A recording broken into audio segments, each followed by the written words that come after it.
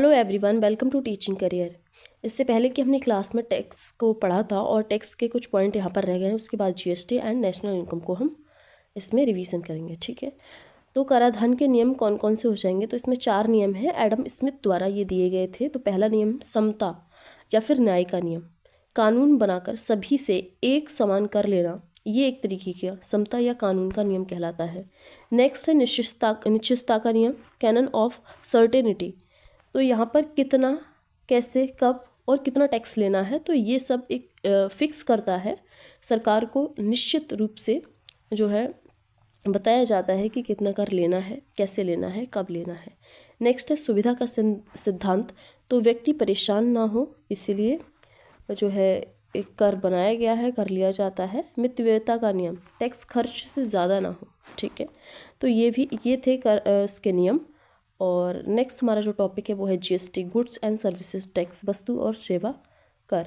इसका अन्य नाम हो जाएगा अप्रत्यक्ष कर या फिर बहुस्तरीय कर, गंतव्य आधारित कर। ठीक है, तो सर्वप्रथम फ्रांस में ये लागू होता है 1954 में। भारत में 1 जुलाई 2017 को लागू होता है।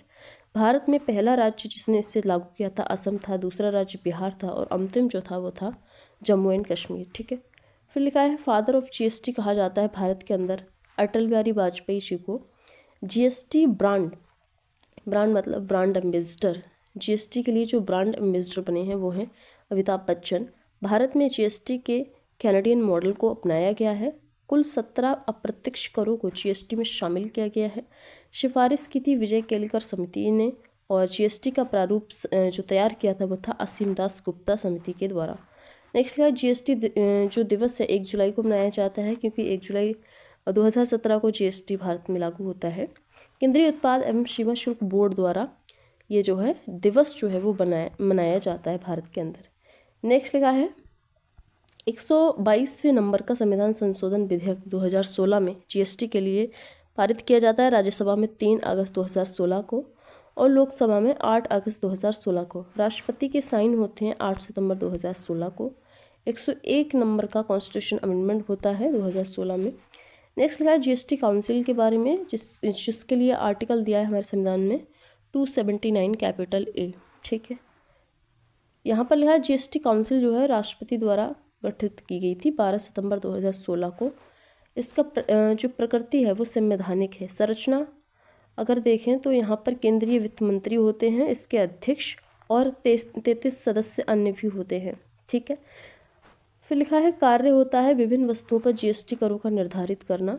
ठीक है, यही इसका कार्य होता है जीएसटी काउंसिल का। पहले अध्यक्ष थे अरुण जेटली और वर्तमान में निर्मला सीतारमण है। ठीक है, जो फाइनेंस मिनिस्टर हैं वही अध्यक्ष भी होते हैं। फिर लिखा है वोटिंग अधिकार जो है केंद्र सरकार को होता है 1/3 का, वही राज्य सरकार को 2/3 का जो राइट है वोट देने का वो होता है। नेक्स्ट पॉइंट है वो है आपका जीएसटी की दरें। तो जीएसटी की दरें 0%, 5%, 12%, 18% और 28% हुआ करती हैं। तो यहाँ पर 0% में आएगा आपका ऐसा सामान जो पैक्ड नहीं है। ठीक है, इसमें कोई पैकिंग नहीं है, जैसे दूध है, ठीक है, लस्सी, अंडे, ताजे फल, सब्जियाँ, बेसन, नमक, प्रसाद, इस तरह का जो सामान है जो पैकिंग में नहीं आता, खुले में जो बिक रहा है, तो उस पर जीएसटी नहीं लगता है, 0%। फिर लिखा है अगर पैक हुआ सामान है तो ठीक है, खाने पीने का ही क्यों ना सही, अगर वो पैक्ड है तब उस पर 5% का जीएसटी देना होगा। 12% जीएसटी लगता है मक्खन, घी, बादाम, प्रोसेस्ड फूड और अचार पर। वहीं 18% GST hair oil, computer, printer, mobile, ये सारे सामान पर। 28% जो जीएसटी है वो लग्जरियस आइटम पर लगता है, जैसे कार है, फ्रिज है, एसी है। ठीक है, नेक्स्ट लिखा है जीएसटी के प्रकार। तो जीएसटी 4 प्रकार हैं जीएसटी के। पहला लिखा है सेंट्रल जीएसटी, स्टेट जीएसटी और इंटीग्रेटेड जीएसटी और नेक्स्ट है यूनियन टेरिटरी जीएसटी। फिर लिखा है जीएसटी इन क्या होता है। तो जीएसटी इन होता है ये एक 15 डिजिट का एक नंबर है, जीएसटी आइडेंटिफिकेशन नंबर। कितने डिजिट है इसमें? 15। फिर लिखा है जिन पर जीएसटी नहीं लगता वो कौन कौन सी चीज़ें हो जाएंगी। तो स्टाम्प शुल्क, अल्कोहल, अफीम, तंबाकू, पेट्रोलियम, ये वो वस्तुएं हैं जिन पर जीएसटी नहीं लगता, लेकिन इन फ्यूचर अगर गवर्नमेंट चाहे तो इन पर भी जीएसटी लगा सकती है। ठीक है, फिर लिखा है आपका उपकर क्या होता है। तो किसी विशिष्ट उद्देश्य के लिए लगाया जाता है उपकर। शिक्षा एवं स्वास्थ्य पर ये 4% लगाया जाता है। नेक्स्ट लिखा है ITR, इसका फुल फॉर्म हो जाएगा इनकम टैक्स रिटर्न वैसे, और लिखा है TDS, इसका फुल फॉर्म हो जाएगा टैक्स डिडक्ट एट सोर्स, ठीक है। फिर लिखा है न्यू टैक्स स्टैप फाइनेंशियल 2025 से 26 के लिए ये आया है। तो यहाँ पर लिखा है आपका, अगर जिसकी इनकम अप टू 4 लाख है, ठीक है, 4 लाख है, तो उसका जो GST है वो 0% है। फिर लिखा है 4 लाख से 8 लाख के बीच अगर किसी की सैलरी है तो उसका जो GST जाएगा वो 5% जाएगा। 8 से 12 लाख के बीच किसी की सैलरी है तो 10% GST जाएगा। वही 12 से 16 लाख अगर किसी की होती है इनकम तो 15% GST उसे देना होगा। वही 16 से 20 लाख की अगर किसी की इनकम है तो 20% का उसे GST देना होगा, ठीक है। फिर नेक्स्ट पॉइंट क्या है, नेक्स्ट पॉइंट है कि अगर किसी की इनकम 20 से 24 लाख है तो उसे 25% GST देना होगा। 25% तक की जितनी भी जो GST वो प्रोग्रेसिव टैक्स सिस्टम के अंदर आई है। टैक्स सिस्टम हमने टाइप पढ़े थे इससे पहले वाली क्लास में, तो वहाँ पर दिया था, ठीक है। तो ये कैसी है, ये प्रगतिशील टैक्स सिस्टम के अंदर आएगा, ठीक है। फिर लिखा है 24 लाख से ज़्यादा अगर किसी की सैलरी तो उसे 30% जो है GST देना होगा। फिर 24 लाख से आगे कितनी भी क्यों ना हो, ठीक है, 25 लाख, 26 लाख, 27 लाख, उसे 30% ही देना होगा। और ये 30% वाला जो सिस्टम है यहाँ पर अनुपातिक या फिर फ्लैट टैक्स सिस्टम आएगा। तो भारत में प्रोग्रेसिव और अनुपातिक दोनों प्रकार का टैक्स सिस्टम है, यानी कि मिक्स्ड है। प्रोग्रेसिव और अनुपातिक टैक्स सिस्टम का मिक्सचर है भारत के अंदर, ठीक है। तो GST हमने पढ़ लिया। अब हम पढ़ेंगे नेशनल इनकम के बारे में। एक पॉइंट है घरेलू सीमा, ठीक है, किसी देश या भारत की घरेलू सीमा के अंदर, यानी कि भारत के अंदर, ठीक है, अगर कोई उत्पाद बन रहा है, कोई प्रोडक्ट बन रहा है। नेक्स्ट लिखा है उत्पादन के कारक या साधन, फैक्टर ऑफ प्रोडक्शन। तो यहाँ पर किसी वस्तु सेवा के निर्माण में उपयोग किए जाने वाले साधन या कारक, ठीक है। तो ये क्या होते हैं, फॉर एग्जांपल भूमि, श्रमिक, पूंजी, धन, मशीन, ये सब भारत के अंदर हो। उद्यमशीलता। फिर लिखा है कारक में क्या आ जाएगा, जैसे अगर भूमि है तो भूमि का किराया देना होगा, ठीक है, श्रमिक को वेतन देना होगा, पूंजी के लिए ब्याज देना होगा, उद्यमशीलता को लाभ होता है, ठीक है। तो ये पॉइंट है। फिर लिखा है दादा भाई नौरोजी के बारे में, भारत में सर्वप्रथम राष्ट्रीय आय का अनुमान इन्होंने लगाया था 1867 में। इनकी बुक हो जाएगी poverty and un British rule in India. धन निकासी का सिद्धांत इन्होंने दिया था, ड्रेनेज थ्योरी दी थी। फिर लिखा है प्रति व्यक्ति आय इन्होंने कितनी बताई थी, 20 रुपये। राष्ट्रीय आय का मापन NSO द्वारा किया जाता है। NSO क्या है, CSO प्लस NSSO को 23 मई 2019 को मर्ज कर दिया गया था और एक NSO डिपार्टमेंट बनाया गया, नेशनल स्टैटिस्टिकल ऑफिस बनाया गया, ठीक है। राष्ट्रीय आय के मापन में एक वर्ष का आंकड़ा जो है वो लिया जाता है, पूरे एक फाइनेंशियल ईयर का। नेक्स्ट क्या है, डॉक्टर B.K. राव पहली बार वैज्ञानिक अनुमान इन्होंने लगाया था राष्ट्रीय आय का 1931 में, और प्रति व्यक्ति आय इन्होंने जो बताई थी वो थी 62 रुपये। दादा भाई नौरोजी ने कितनी बताई थी, 20 रुपये, और इन्होंने 62 रुपये बताई थी। नेक्स्ट लिखा है आपका राष्ट्रीय आय समिति। राष्ट्रीय आय समिति 4 अगस्त 1949 को बनती है। इसके अध्यक्ष थे PC महालनोबिस। सदस्य यहाँ पर थे गडगिल और VKRV रॉय, ठीक है। गडगिल जो थे, इनका नाम बहुत इंपॉर्टेंट है क्योंकि हाल ही में इनकी मृत्यु हुई है और इनका संबंध जो वेस्टर्न घाट है उससे भी संबंधित इनका नाम हो जाएगा। नेक्स्ट क्या है, राष्ट्रीय आय। अब इसके बारे में लिखा है किसी देश या राष्ट्र के नागरिकों द्वारा एक वर्ष में प्राप्त समग्र जो आय होती है उसे राष्ट्रीय आय कहते हैं, ठीक है। फिर लिखा है प्रति व्यक्ति आय का अगर हम देखें फॉर्मूला क्या होता है, तो राष्ट्रीय आय बटे जनसंख्या, पर कैपिटा इनकम को अगर निकालना है तो राष्ट्रीय आय बटे जनसंख्या को हमें करना होता है। फिर लिखा है राष्ट्रीय आय का मापन मेजरमेंट जो है बेसिकली 3 विधियाँ होती हैं इसको मापने की, प्रोडक्ट मेथड, इनकम मेथड और एक्सपेंडिचर मेथड। तो यहाँ पर पहला मेथड है वो है प्रोडक्ट मेथड। इसे वैल्यू वर्धन विधि भी कहा जाता है, वैल्यू एडेड मेथड, ठीक है। किसी देश में एक वर्ष में जो है किया गया कुल उत्पादन का समग्र योग जो है उत्पादन विधि द्वारा किया जाता है मापन इसका। यह उत्पादन प्राथमिक क्षेत्र, द्वितीयक क्षेत्र और तृतीयक क्षेत्र तीनों ही क्षेत्रों को देखकर किया जाता है। तीनों ही क्षेत्र से संबंधित जितना भी उत्पाद है उसको यहाँ पर कैलकुलेट किया जाता है, ठीक है। तीनों क्षेत्र में कौन कौन से उत्पाद होते हैं तो वो तो हम पढ़ चुके हैं तीनों ही सेक्टर के बारे में, इकोनॉमिक सेक्टर में हमने पढ़ा था।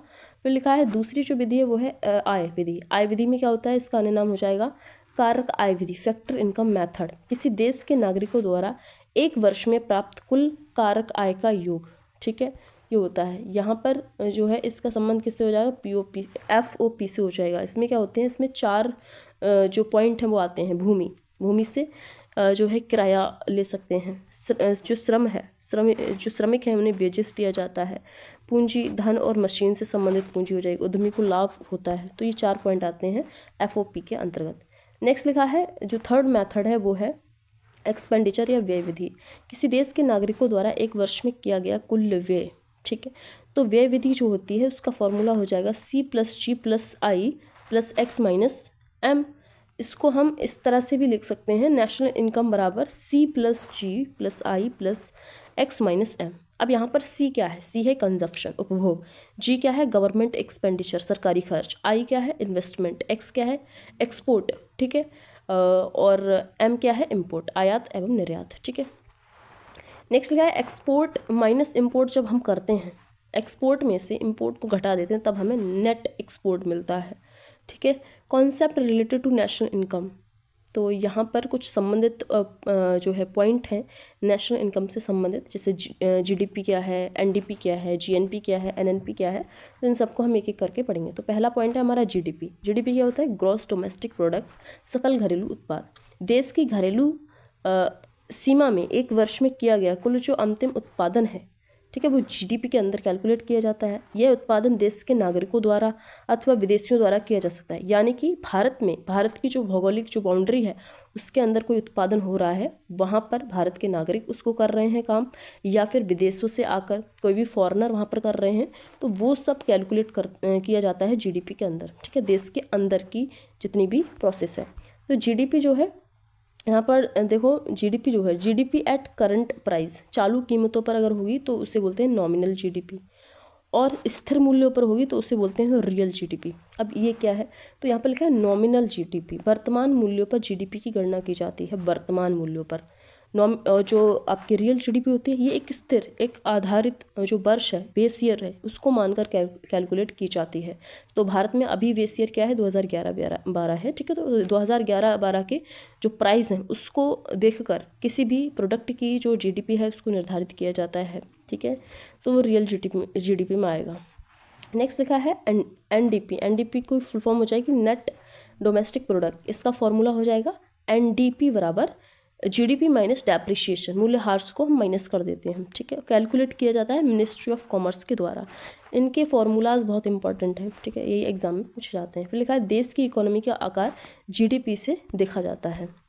नेक्स्ट लिखा है GNP, ग्रॉस नेशनल प्रोडक्ट। इसकी फुल फॉर्म हो जाएगी किसी देश के नागरिकों द्वारा एक वर्ष में किया गया कुल अंतिम उत्पादन, नागरिकों द्वारा उस देश के, ठीक है। तो ये GNP में आएगा। ये नागरिकों द्वारा देश की घरेलू सीमा के ही अंदर किया जाता है, ठीक है। GDP क्या था? GDP ये था कि घरेलू सीमा के अंदर तो हो रहा है सारा काम, लेकिन विदेशी भी उसमें कर रहे हैं, भारत के नागरिक भी उसमें कर रहे हैं। लेकिन GNP में क्या है? केवल भारत के नागरिकों द्वारा घरेलू सीमा के अंदर। फिर लिखा है NNP, नेट नेशनल प्रोडक्ट। ये होता है निवल राष्ट्रीय उत्पाद, और NNP बराबर होता है GNP माइनस डेप्रिशिएशन, ठीक है। फिर लिखा है देश की इकोनॉमी का आकार GDP द्वारा जो है वो तैयार किया जाता है। यानी कि GDP, अगर किसी देश की इकोनॉमी हमें देखनी है कि वो देश कैसा है, तो उसकी GDP हमें देखनी पड़ेगी, उस देश की GDP कितनी है, ठीक है। फिर लिखा है राज्य की इकोनॉमी का आकार GSDP के द्वारा हम देख सकते हैं। GSDP का जो फुल फॉर्म है ग्रॉस स्टेट डोमेस्टिक प्रोडक्ट हो जाएगा, ठीक है। तो ये थी हमारी आज की क्लास। मिलते हैं नेक्स्ट सेशन में। Bye bye.